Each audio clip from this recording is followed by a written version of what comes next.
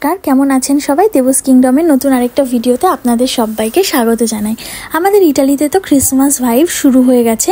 Actually December মাসের শুরু থেকেই ইটালিতে কিন্তু ক্রিসমাসের প্রায় মার্কেটগুলো সেগুলো বসে যায়, ক্রিসমাস ভাইব শুরু হয়ে যায়। তো আজকে উইকেন্ডে আমরা বেরিয়ে পড়েছি আমাদের শহর থেকে একটু দূরে, 2 ঘন্টা দূরে আমরা ক্রিসমাস লাইট দেখতে। আজকে আমরা যেখানে এসেছি এই জায়গাটার নাম হচ্ছে সালেরনো, আমাদের বাড়ির থেকে ঘন্টা 2-এর রাস্তা। তো আমি আজকে এখানে চলে এসেছি, কিন্তু ওয়েদারটা ভীষণ বাজে আর মাস্ক পরেছি কারণ আমার প্রচণ্ড অবস্থা খারাপ, আমার ঠান্ডা লেগেছে আর টনসিলের প্রবলেম, তো আমার ইঞ্জেকশন চলছে, তো সেই জন্য আমি মাস্ক পরেছি। ডাক্তার বলেছে কোনোভাবেই যাতে ঠান্ডা না লাগে।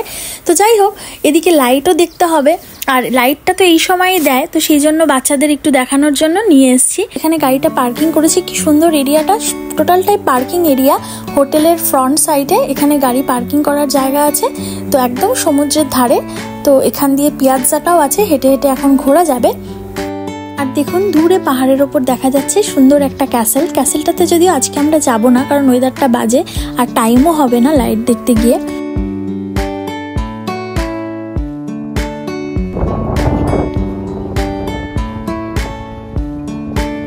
দেখো এমন একটা দিনে আসলাম যে বৃষ্টি নেমে গেল, আর কিন্তু কি সুন্দর জায়গাটা, পুরো শহরটা লাইটে লাইট দেওয়া।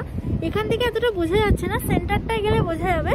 ক্রিসমাসের জন্য লাইট দেয়। সমুদ্রটা দেখো, জাস্ট এখান থেকে সমস্ত জাহাজ বিভিন্ন জায়গায় যায়। তো দেখো জাহাজের পোর্ট এরিয়া এটা।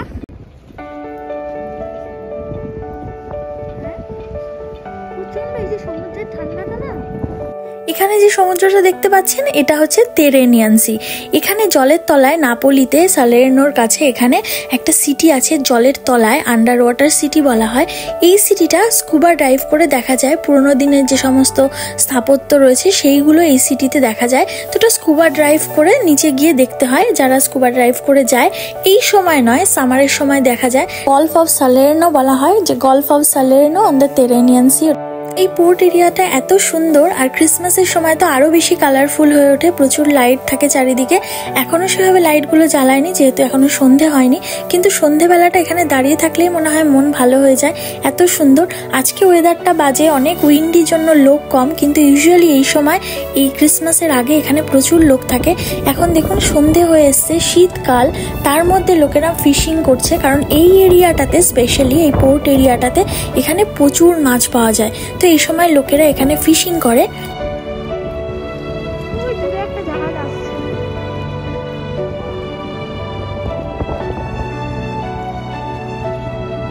আজকে কিন্তু সমুদ্র বেশ উত্তাল, প্রচুর রাফ সি। তো এখন সন্ধে হয়ে গেছে, আমরা হাঁটতে হাঁটতে পিয়াজ্জাটা ধরে যাচ্ছি সমুদ্রের পাশ দিয়ে মেন সিটিটার দিকে। এখানে কিন্তু গাড়ি নিয়ে যাওয়া যায় না, গাড়ি পার্কিং করে, এখানে পার্কিং এরিয়া রয়েছে পাশে, এখানে পার্কিং করে কিন্তু হেঁটে হেঁটেই যেতে হয়। এই পিয়াজ্জাটা ধরে হেঁটে সোজা গেলেই সিটিটা, যেখানে লাইটস গুলো দিয়েছে দেখা যাচ্ছে। এই সালেরনো শহরটা কিন্তু ভীষণ সুন্দর। এখানে যদি সামারের সময় ঘুরতে আসেন তাহলে অবশ্যই এখানকার সমুদ্রের যে ফিশ সেটা ট্রাই করবেন, কারণ এখানে ফিশ কিন্তু ভীষণ ফেমাস, আর ফ্রেশ ফিশ পাওয়া যায় সমস্ত রেস্টুরেন্টে। একটু কস্টলি কিন্তু খাবারটা ভীষণ টেস্টি। আমাদের দিকে সুন্দর রোড আছে, সুন্দর হচ্ছে মনে আপনি এই পার্কটা দিয়ে ভিতরে একটা রোড আছে বুঝছেন? হ্যাঁ হ্যাঁ, আপনি ঘুরে সব দেখতে পাবেন। এই যে এদিকে যাবেন। রাস্তায় চলতে চলতে একজন বাংলাদেশের মানুষের সঙ্গে দেখা হলেন, তো উনি আমাদের বললেন, উনি এখানেই থাকেন সালেরনোতে, কোনো একটা রেস্টুরেন্টের শেফ উনি। তো উনি আমাদের বললেন যে কোথা দিয়ে গেলে আমরা লাইট দেখতে পাবো বেশি ভালো। তো আমরা সেখানে চলে এসেছি এখন। এই পার্কটা ভীষণ সুন্দর করে সাজানো হয়েছে। আর দেখুন এই পার্কটাতে এসে দেখছি যে মুষলধারে বৃষ্টি হলেও কিন্তু লোকের কোনো অভাব নেই। আসলে এখানে বৃষ্টিটা খুব আনপ্রেডিক্টেবল, মানে এই বৃষ্টি এই রোদ, তো মানুষে কি করবে।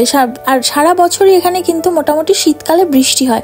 এখানে খুব অদ্ভুত ব্যাপার, এখানে সামারের সময় কিন্তু বৃষ্টি হয় না, মানে সামারের সময় একদম শুকনো খড়খড়ে থাকে, আর শীতকালে যখনই বরফ পড়ে সেই সময় কন্টিনিউয়াসলি বৃষ্টি হতে থাকে। অক্টোবর, নভেম্বর, ডিসেম্বর, জানুয়ারি প্রত্যেকটা মাসে প্রচুর পরিমাণে বৃষ্টি হয়, আর এটা খুবই আনপ্রেডিক্টেবল, তো সেই জন্য কিছু করারও থাকে না। ক্রিসমাসের সময় কয়েকটা দিন তো লোকে একটু ঘুরতে বেরোবে।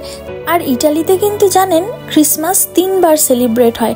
জেসাস যেদিন বর্ন হয়েছিল তার আগের দিন রাতে এরা গিয়ে চার্চে প্রেয়ার করে, এই দিনটাতে এরা কিন্তু ফাস্ট করে। তারপরে যেদিন হয় যে 25 সেই দিন ওরা সেলিব্রেট করে, সেদিন এরা মাছ খায়, এরা কোনো মাংস খায় না, সব ফিশ আইটেম, যত রকমের ফিশ আইটেম হয় সেগুলো বানায়। আর নেক্সট ডে সেদিনও এরা খাওয়া দাওয়া করে, প্রেয়ার করে, কিন্তু তাদের এই 3টে দিন মেনলি এরা কিন্তু ক্রিসমাস সেলিব্রেট করে। আর ক্রিসমাসের সময় কিন্তু ইটালির বিভিন্ন শহরে বিভিন্ন রকমের অ্যাক্টিভিটিস হয়, এরকম লাইটের ফেস্টিভ্যাল হয়। আর অদ্ভুতভাবে এই লাইটের যে ফেস্টিভ্যালগুলো হয় এগুলোর কিন্তু ডিফারেন্ট নামও আছে ডিফারেন্ট জায়গাতে।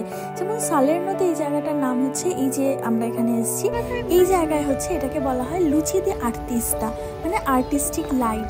তো এর মাধ্যমে এরা বিভিন্ন ন্যাটিভিটি সিনারি যেগুলো হয় জেসাসের, আমাদের কাইন্ড অফ ঝুলন টাইপের যেরকম আমরা করি সেই রকমভাবে এরা সমস্ত সিনারিওগুলোকে সাজায়। তবে এগুলো এখন করে না, আর এগুলো কয়েকদিন পরের থেকে শুরু হবে।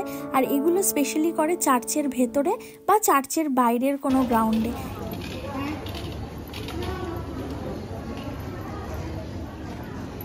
দূরে যে বড় ক্রিসমাস ট্রিটা দেখতে পাচ্ছেন লাইট দিয়ে সাজানো, এটা এখানকার সব থেকে বড় ক্রিসমাস ট্রি। এই ক্রিসমাস ট্রিতে যে লাইটগুলো জ্বালানো হয় এটারও একটা টাইমিং থাকে।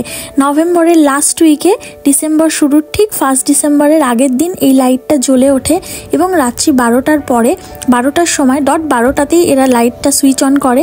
তো সেই সময়টাও কিন্তু দেখার মতন থাকে, লোকজন ভিড় করে চারিদিকে, সেই সময়ও এদের একটা কিছু সেলিব্রেশন হয়।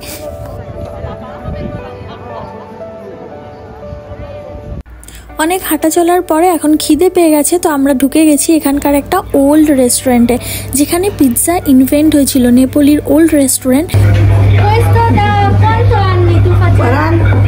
46, quasi 47. Bravissima nonna. 46 anni. E nonno sempre tutte e due? Sì. Bravo nonno. তো এখানে ঢুকে গিয়ে আমার প্রথমেই দেখা হয়েছে এখানে যে ওনার রেস্টুরেন্টের একজন বয়স্ক ভদ্রমহিলা এবং তার হাজব্যান্ড, তার ছেলে, ওরা জেনারেশন ওয়াইজ চালায়। আর এই দোকানটা অনেক পুরনো দিনের দোকান, উনি 46 ইয়ার্স ধরে এখানে কাজ করছেন। এর আগে ওনার ফ্যামিলি যারা জেনারেশন তারা এটাকে চালিয়েছেন।